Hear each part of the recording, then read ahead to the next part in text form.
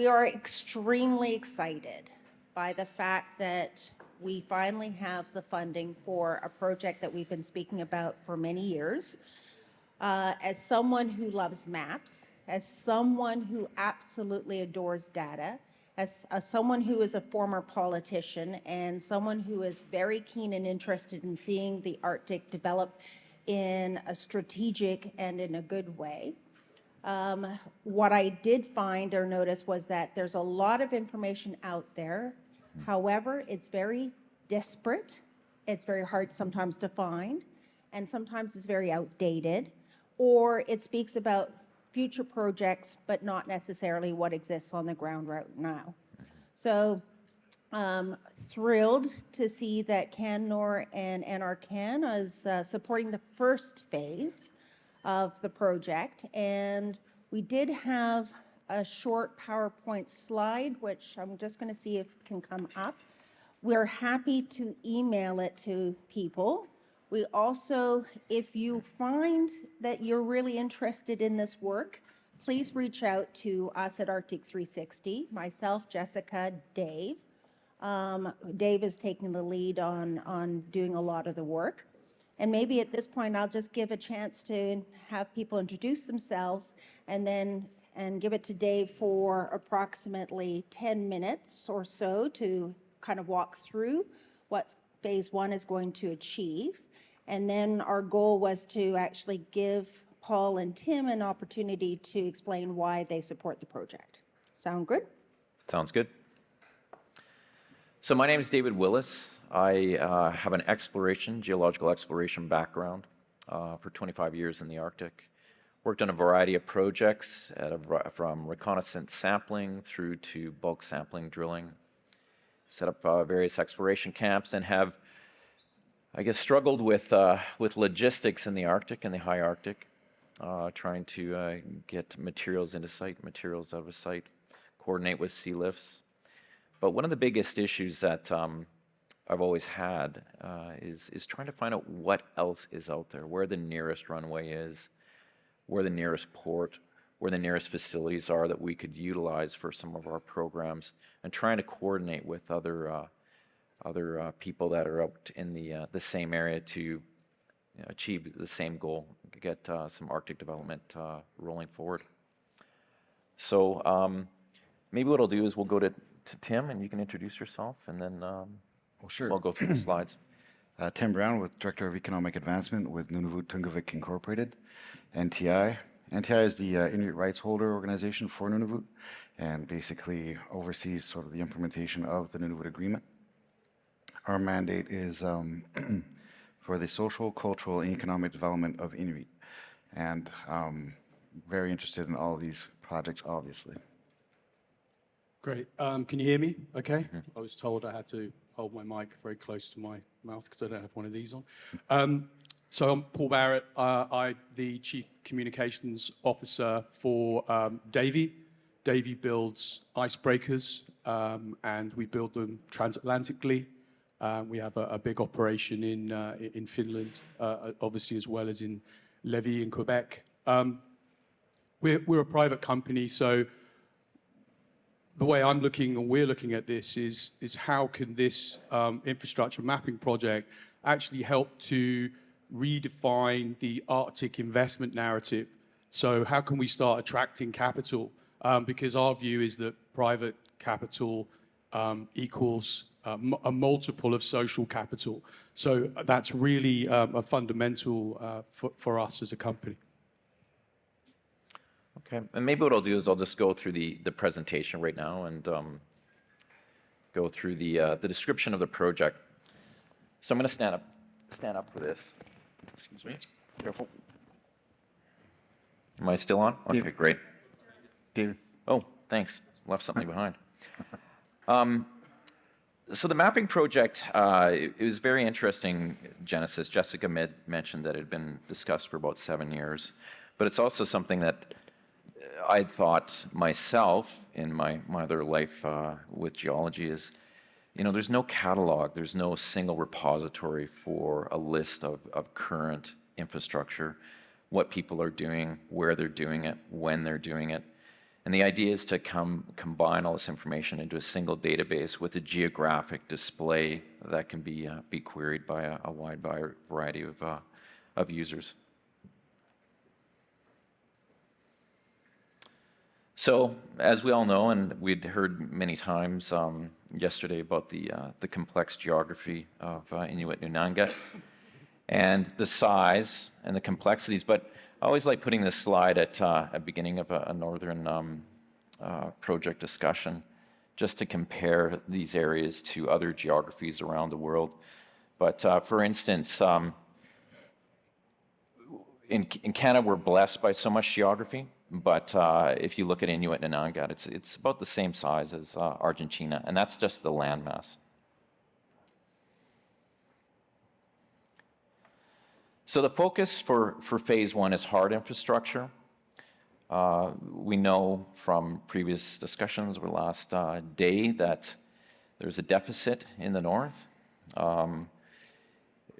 Basically broken down into 9 categories: the traditional road, rail, ports, harbors, airports, wastewater. A couple things that I did add at the end, which I don't think are traditionally thought of as hard infrastructure, but sensors and satellites. We're in such a technologically advanced age right now, and some of the resolution on some of these new satellites and their ability to see through clouds and things is a critical part of the modern infrastructure. And then also, Paul, you'd mentioned something that I didn't include in here either, which was portable infrastructure. So things like icebreakers, which are very necessary throughout the north, which I'll have to add into the structure also. And again, human environment. If you looked through the north, you can basically break things down into 5 main categories. And again, a 6 with the portable infrastructure, like the icebreakers. But military facilities, communities, research stations, mining and exploration, and abandoned and forgotten locations also.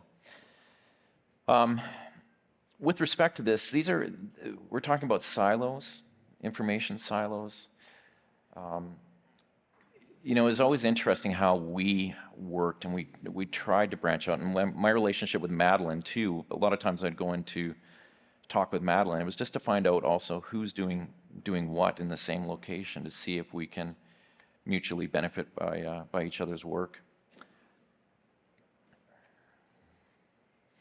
So the build process, as with anything in this data-rich age that we have, identify localities, so actual geographic points on a map, and then data mining, finding out what is there and what are the parameters of each of those locations. So runway lengths, is it asphalt, is it gravel, things like that. Put it into a database. So usually with the information that I've done in the past is a simple database that can be imported into another system. In this case, the software that we've chosen is a program called Tableau, which is a business information software and business intelligence software, but it has great visualization. So we communicate so differently in this modern age. Reports, very important.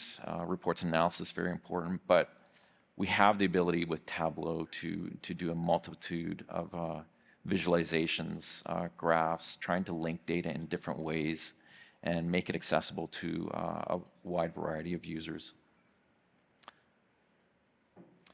So a little bit on Tableau, advanced business intelligence software. It is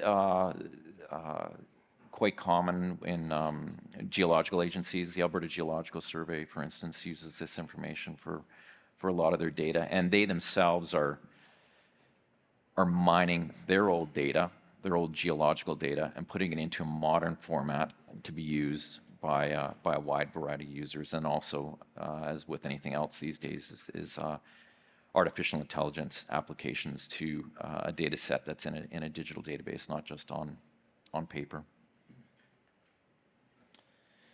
And so the benefits, I'll just touch on this and then put it over to Madeleine, Paul, and Tim. But One of the things in the past too is that used to bother me is we'd function off anecdotes. So you'd hear something isn't getting done, or this is taking too long, those type of things. But with a database like this, is you can put numbers to situations. So how many feet of runway, or how many ports, or how long is it taking to develop something? That's the strength of database and accessible database, is the ability to assign numbers and assign information from a consistent source, not a variety of sources, or possibly, again, anecdotes. Somebody said something, which I find in the north there's a lot of information, but not necessarily distilled and collated into a single source. So we see this as a research source for people doing work in the north, and it should have some strong benefits for all users. Thank you so much, Dave. So you heard me speak about phase one. So Dave has gone through effectively, the process right now is to effectively do that inventory, primarily focused on the big three, which is energy, telecommunications, digital infrastructure, and transportation, like airports and ports. But we do acknowledge, and from our engagement that we had earlier in the week, is that there are a whole bunch of other people who are really, or companies or governments who are really interested in the possibility of layering other data, whether it's heat maps or information regarding, the type of runway, its length, whether it's gravel, not gravel, because that information really matters when you're looking at what size of aircraft you can actually bring in, or a port like a Iqaluit where people believe or perceive it to be year-round, and it's not. So the other phases, once we get phase one done, we will verify the information, but also the ultimate goal is allowing this layered map for the users to decide, what information they're looking at, and being able to overlay or remove those overlays. And ultimately, because of the advancement of technology, is the possibility, under the final phase, is a much more interactive map, which is predictive. Like SimCity, for those who are older, such as myself, what can the Arctic look like, right? So how do we advance the Arctic into the stage that we want it to be, so off of diesel plants, and what are those comparative analysis? What does it look like when you're looking at a full base load power solution, and what does that mean if it's solar? How many solar panels would you actually need to have, and or wind, to get base load power, or is that a supplemental power? What are the geological conditions so that it's possible to see whether or not hydro or geothermal is possible? So that's what we sort of see as the map is, being able to facilitate or increase awareness, but facilitate the possibility of envisioning what is possible, but also what is actually not possible, because you have some very, you have barriers, geological barriers and such like. So just wanted to, again, give the opportunity of Paul and Tim, how do you see this map potentially being used to have value not only for the Inuit of Nunavut, but other Inuit or other Northerners? And how do you see, Paul, the benefit to industry or Canadians or those in the world that are interested in the Arctic? So maybe I'll start off with Paul. Yeah, thank you so much. I have been thinking about this a lot, and I think fundamentally what this can do is help to demystify the Arctic for people down south, to bring benefits to those that are in the north. And I believe fundamentally what this can help do is to rewrite the investment narrative in the Arctic. So at the moment, if you think investment, well, there's a saying, right, that I think it's a Wall Street saying that money is a coward and it retreats to the area of least risk. Well, that's definitely not the Arctic or the perception of the Arctic right now, right? So if we can actually shift perception of the Arctic as a distant, high-risk, low-return frontier to a strategic, high-value and sustainable economic opportunity, that means that we can really start to share in, they talk about this Arctic cold rush. I mean, that sounds awful, but something that is sustainable for generations to come. And I think, you know, narratives drive markets. So every major investment wave, AI is the latest one, electric vehicles, crypto, green tech, space exploration, all began as a story, right? So the Arctic shouldn't be any different. So I think we need to all collectively in this room help to do that. Another thing I wanted to say is the government commitment really does attract private capital. So programs like, you know, NORAD modernization, and we know that we have the Arctic Infrastructure Investment Fund as well.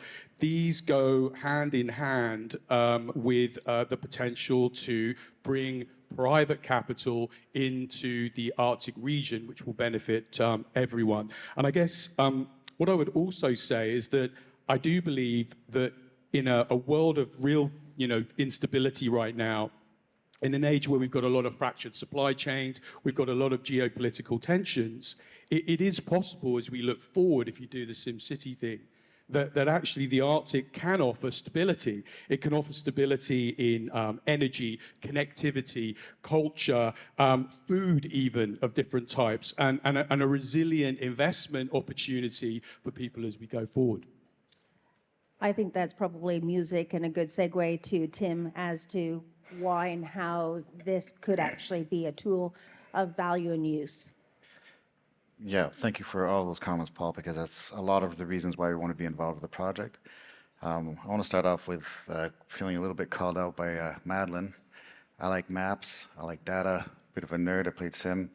So basically, picture this whole conversation from Jessica, what do you think? And I was like, you had me at map. But for NTI, the conversation around infrastructure started really around 2020 when we launched the Nunavut Infrastructure Gap Report. And that was our first real concerted effort at bringing attention in terms of the infrastructure gap between Nunavut and the rest of Canada. And the objective of that is really to be able to change flip the script, if you will, in terms of being reactive advocacy and one-off projects to a more coordinated discussion, evidence-based, conversation with Canada, basically, with the federal government of Nunavut also, in terms of how to meet the infrastructure needs, I'm going to say of Inuit, but of Nunavut, with the simple goal of ensuring that Inuit can live in the same quality of life as the rest of Canada, as other Canadians. And so all of this is towards that end. I want to also say that NTI has been collaborating with ARCTIC360 since before Arctic infrastructure was cool. Now that it is, we're happy to be a partner on this project. We've been waiting for this one to happen to be able to support that conversation from the GAP report. We're looking at doing infrastructure needs assessment to be able to get a better idea even then on what it's going to cost to be able to fill that infrastructure gap. And so being able to participate and collaborate. And I kind of want to point out that all of this, the database and all the rest of it is going to be the easy part. The hard part is always going to be on collaboration. And that's why in terms of being able to partner with other really key stakeholders and partners is how you get over that human error factor, the misunderstanding. And I think also to Paul's point, and I'm a Canadian studies background, Canadians don't, or think of the North as sort of just a little bit north of Newmarket, maybe North Bay. And you really have to, like our advocacy last fall in terms of the release of the Nunavut Arctic Security and Sovereignty Strategy made it evident, and we had to carry along paper copies of our map to say this is where our 4 projects of national interest. And Raphael yesterday was talking about trying to make sure that people understand really the role that the federal government has to play in unlocking these projects. And most of the time when you come down and work with federal bureaucrats, they're like, where is it? So you really have to show, and they say, why are you doing 2 ports? Because they're this far apart. And people don't really understand that. So really, the value of a map is changing, is making, everybody learns in a different way, or being able to have something visual in front of you really changes the discussion. So that's why we're interested. So I know we're over time, and Ole's giving me the evil eye. So I'd like to thank everyone, and especially those that are going to be working on this map. And as I said, if you're interested in this project, we are easy to find, and we would love to hear your thoughts or your ideas, because this project will evolve and that input will be incredibly valuable. Thank you. Thank you. Thank you, Paul.